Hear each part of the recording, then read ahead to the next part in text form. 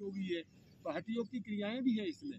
षट कर्म की जो धोतिर्वस्ते तथा नेत्र नौल तथा कपाल षट कर्माणि समाचरित, ये षट कर्म की क्रियाएं 6 ये हठ योग में आती है। अब रही यम, यम को अच्छी तरह समझ गए कि नहीं समझे? यम नहीं समझे।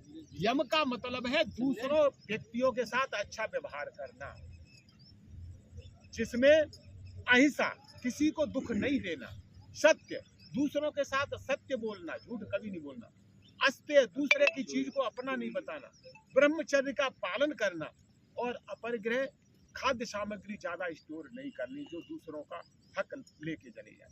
ये यम अच्छी तरह समझ गए। यम 5 भागों में उतना ही असर है जितना हमारे आसन का। आसन एक अंग है, हम आसन पे तो जोर दिया, यम नियम पे भी हमने जोर देना है। यम नियम आसन। अब नियम, नियम अपने शरीर के साथ अच्छा संबंध रखना, जिसमें सोच, शरीर को पूरी तरह शुद्ध रखना, मन वचन कर्म से 3 चीजें, 3 स्टेज बताएंगे। मन से भी शुद्ध रखना, अंदर सोचना भी अच्छा है, वचन बोलना भी अच्छा है, और काम से भी सत्य करना है। तो पहला सोच, शरीर को पूरी तरह शुद्ध रखना। 7 दरवाजे शरीर के, 7 दरवाजों से शरीर जो गंदगी निकालता है उसको 7 की जगह से शुद्ध करना है, न कि धोती वस्ती से।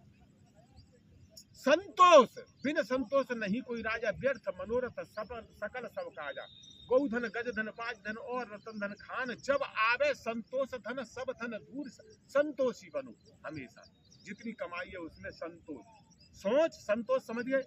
स्वाध्याय, निरंतर धार्मिक चिंतन करना, धार्मिक बातें पढ़ना, धार्मिक पुस्तकें पढ़ना, स्वाध्याय ये है। गायत्री मंत्र का जाप करना, उसका भाव आप समझना।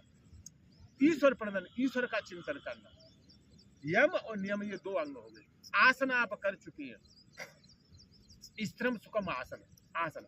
प्राणायाम सर ने कराया, तपोहन परम प्राणायाम ततो विशुद्धर्मलानाम दीप्ति ज्ञान से, प्राणायाम से बढ़ के कोई तप, प्राणायाम हो गया। प्रत्याहार, सूर्य नमस्कार के बाद जो कराते हैं सब आसन में। शरीर देह धारणा, इसमें धारणा कई तरह की है। आंख बंद करके नदी के किनारे बैठ जाओ, नदी को पहले आंख से देख लो अच्छी तरह, फिर उस नदी को बंद आंखों से देखो कैसे बह रही है। उफनती नदी को देखो, तपती धूप को देखो, दोपहरी को देखो, पूर्णिमा के चंद्रमा को देखो, आंख बंद करके। ये धारणा है। तभी हम ईश्वर में फिर ईश्वर का चिंतन करेंगे, इष्ट देव का चिंतन करेंगे, उसमें फिर ये धारणा है। ध्यान, प्रत्याहार, प्रत्याहार इंद्रियों को अंतर्मुखी करना। यदा पंचावतिष्ठन्ति ज्ञानानि मनसासय बुद्धिश्च विचेषन्ति कामाहुम परमागति, जब 5 ज्ञान इंद्रियों को अंतर्मुखी कर लेंगे समेट के, तब जो है हम पूरी परम गति को प्राप्त होते हैं, तब योग में हम प्रवेश करना है। तो ये प्रत्याहार, धारणा बता दिया, और ध्यान सर ने करा दिया, और समाधि लास्ट अंग है जो हम कराते नहीं है। ध्यान की लास्ट अवस्था समाधि है।